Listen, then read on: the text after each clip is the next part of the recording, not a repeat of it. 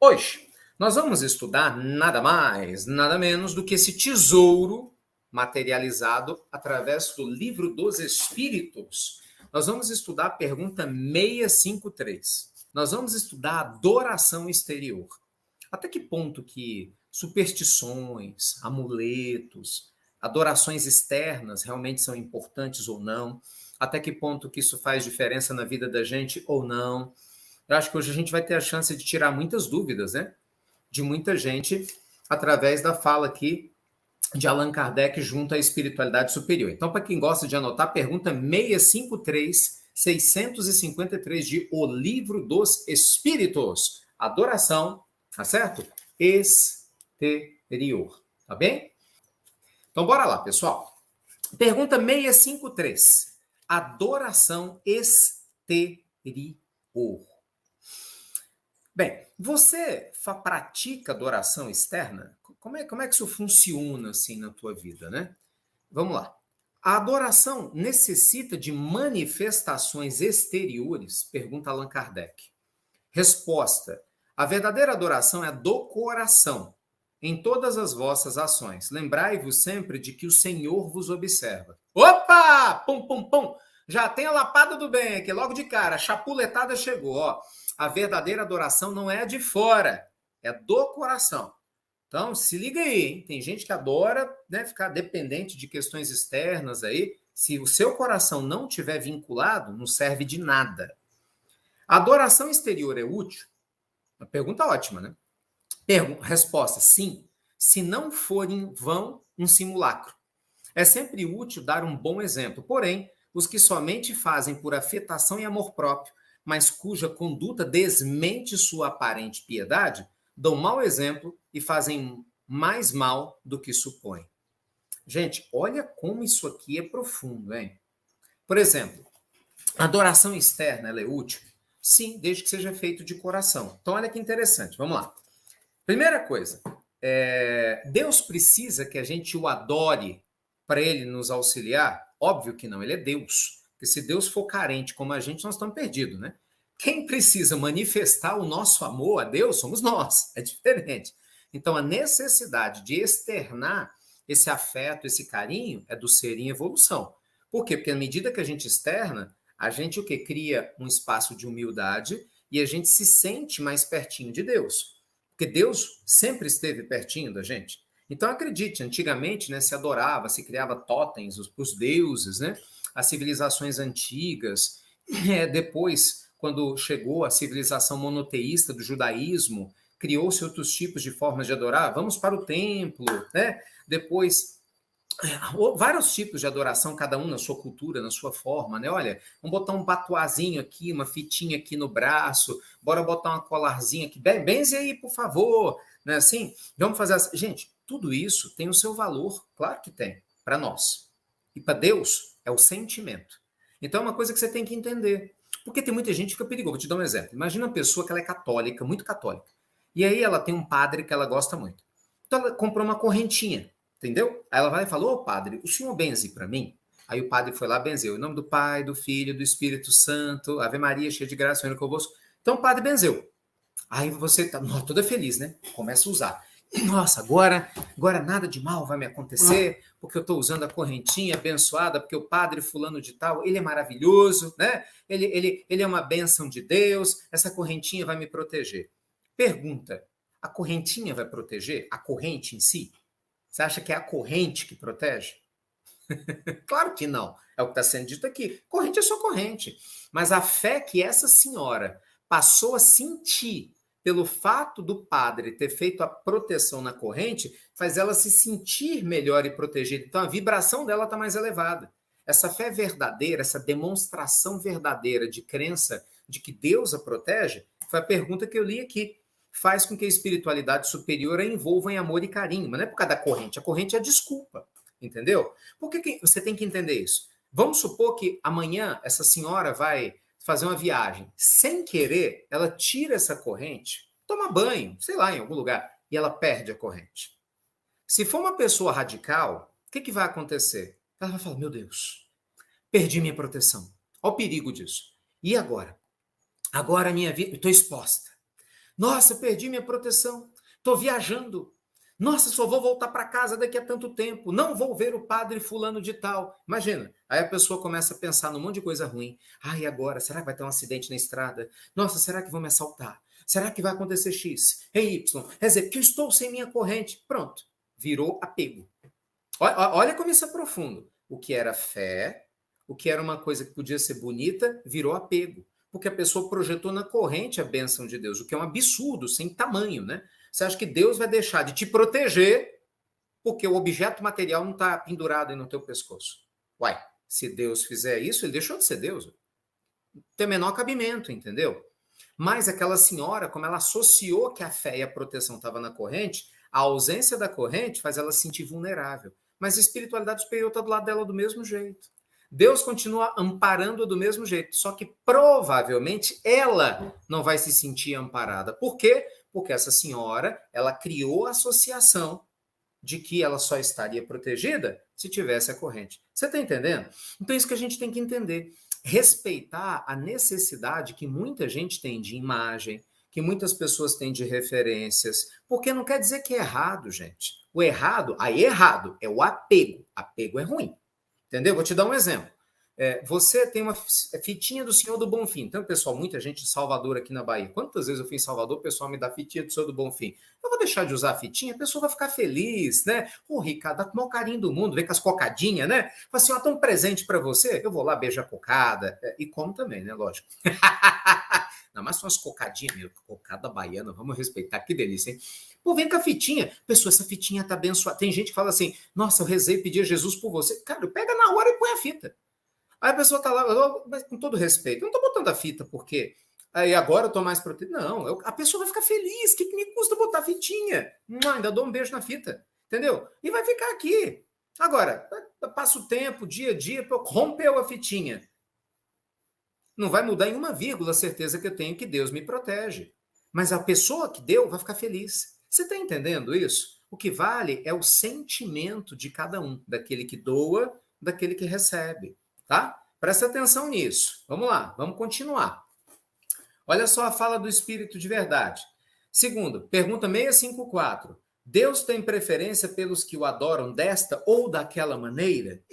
Gente, olha aqui, ó. Pessoal que fala, não, mas a minha adoração agrada mais a Deus do que a sua, né? Tem algumas religiões que brigam entre si para ver qual é o tipo de adoração que Deus valoriza mais. Como se a adoração externa fosse sinônimo do que Deus espera. Olha a infantilidade, com todo respeito, mas olha a infantilidade. Quer dizer, imagina, você tem uma igreja que é rica, aí ela vai, né? As pessoas têm condição financeira, então lá, vou comprar coisas de ouro.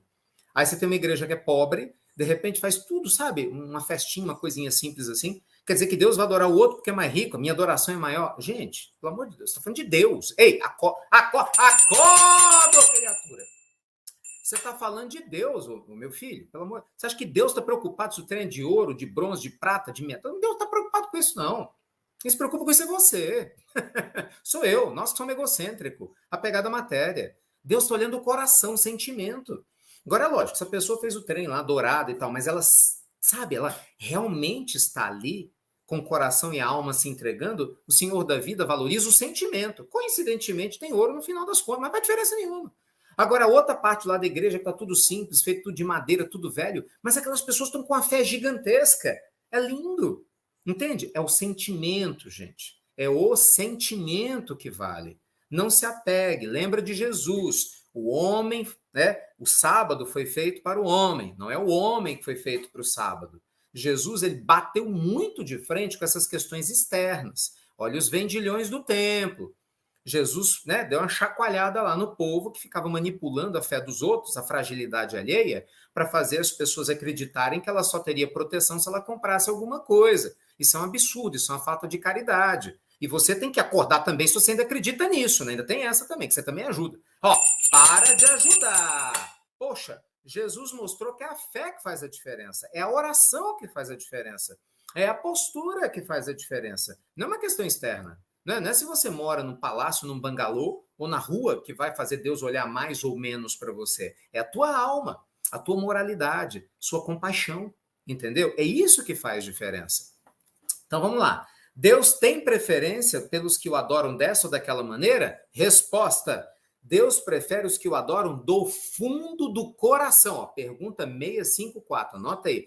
Deus prefere os que o adoram do fundo do coração, com sinceridade, fazendo bem e evitando o mal. Aos que julgam honrá-lo com cerimônias, não os tornam melhores para os seus semelhantes. Todos os homens são irmãos e filhos de Deus. Ele chama a si todos os que seguem as suas leis, qualquer que seja a forma pela qual se exprimam. É hipócrita todo aquele cuja piedade é apenas aparente. Dá mau exemplo aquele cuja adoração é falsa e está em contradição com a própria conduta. Imagina aquela pessoa, vou usar um monte de correntinha, de patuá, de não sei o quê, mas não tem fé nenhuma, só para mostrar para os outros. Sabe? Chega na igreja, Pai, Filho, Espírito Santo também, só para mostrar para todo mundo, sabe? Passou na frente do cemitério, tem gente assim, né? O tempo todo tá, mas de repente tá sentindo nada. Tá pensando no jogo de domingo do time dele, entendeu? Tá pensando na novela lá, o próximo capítulo. Faz automático, tá sentindo nada. Se for o caso, o que adianta? O que adianta? Então é importante a gente lembrar que o estado de espírito elevado que realmente vai te proteger, te amparar, te acompanhar, né? Aquele que professa adorar o Cristo, mas que é orgulhoso, invejoso e ciumento, duro e implacável para com o próximo, ou ambicioso dos bens deste mundo, eu vos declaro que só tem a religião nos lábios, mas não tem no coração. Olha o hipócrita aqui. Deus que tudo vê dirá, aquele que conhece a verdade é 100 vezes mais culpado do mal que faz do que o selvagem ignorante do deserto, e como tal será tratado no dia da justiça. Se um cego vos derruba ao passar, vós o desculpais. Contudo, se for um homem que enxerga perfeitamente, reclamareis com razão. Olha o poder do exemplo. Olha o que a espiritualidade superior está explicando. Se você que estuda o Evangelho, conhece a Bíblia, você que conhece o Pentateuco de Kardec, você que lê filosofia, né? Você que ama estudar o autoconhecimento. Então, assim, isso que ele está dizendo, você que conhece um conteúdo, o nosso erro, ele é muito maior perante a lei de Deus, quando a gente é hipócrita na fé, do que aquela pessoa que não conhece nada.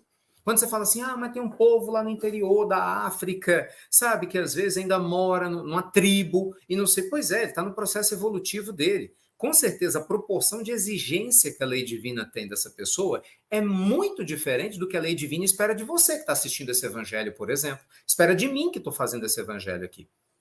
Entendeu? Aquele que mais recebe, mais se espera. É tudo proporcional.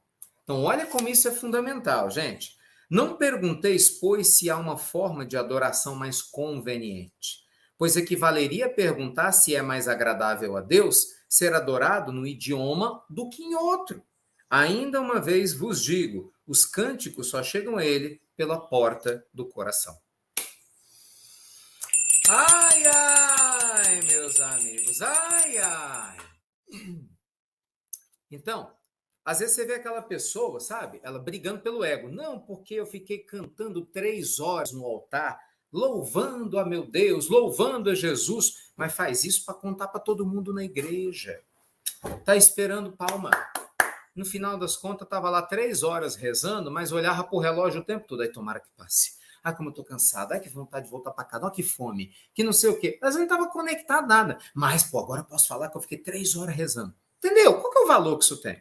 Aí vamos lá, no mesmo altar, na mesma igreja, no mesmo lugar, você vê uma velhinha, que tadinha, tá toda alquebrada, tá cheia de problema físico, ela vai toda devagarzinho no altar, ela fica 5 minutos, mas ela tem tanta fé, mas tanta fé, ela pede pelo filho, ela pede pelos netos, ela pede pelo vizinho, ela pede por todo mundo, pede por um monte de gente que desencarnou, pede pela paz mundial.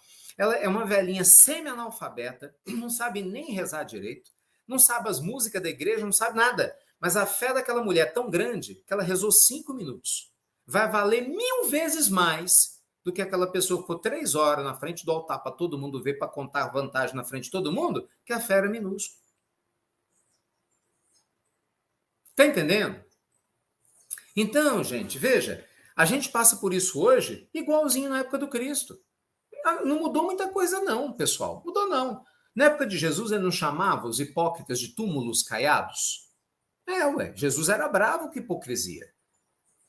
Você vê, Jesus ele é visto com muita doçura. Às vezes que Jesus é descrito no Evangelho, ele é firme com o hipócrita. Sabe, com aquele que finge ser quem não é. Fala de amor, mas não tem atitude de amor. Fala de acolhimento, mas nunca acolhe ninguém, só julga. Por isso que, com todo o respeito que eu tenho às religiões e a pessoas, eu falo, o problema não é religião, são alguns religiosos. Eu acho uma incongruência do tamanho do mundo. Você vê líderes religiosos, né, de alguns lugares, falam de Deus, em nome de Jesus, mas bate a porta para alguém que o incomoda, porque a orientação sexual é diversa da sua. Ora, que acolhimento é esse? Tudo bem, cada um tem o direito de ter suas crenças, mas daí você bater a porta, virar as costas. Aí você começa a julgar, porque o fulano de tal casou 2 vezes. E daí, cara? A pessoa está caminhando para despertar espiritualmente. E vice-versa, se você julga que você é melhor do que alguém, porque os teus valores são os mais corretos, sua obrigação é o dobro de acolher quem você acredita que está errado. Porque vamos por partes, é você que acredita, dentro das suas crenças, da sua interpretação dos livros sagrados, porque a interpretação é tua, começa por aí. A gente está lá na Bíblia, está lá em tal lugar. Não, está escrito uma coisa, tem que ver o espírito da letra, do tempo, da época e saber interpretar. E muitas vezes a gente não faz isso. Aí a gente projeta nosso preconceito, a nossa forma de ver e fala em nome de Deus. Aí o que é pior? Às vezes essas outras pessoas que estão precisando de acolhimento, estão precisando de ajuda, elas se sentem o quê? Abandonadas.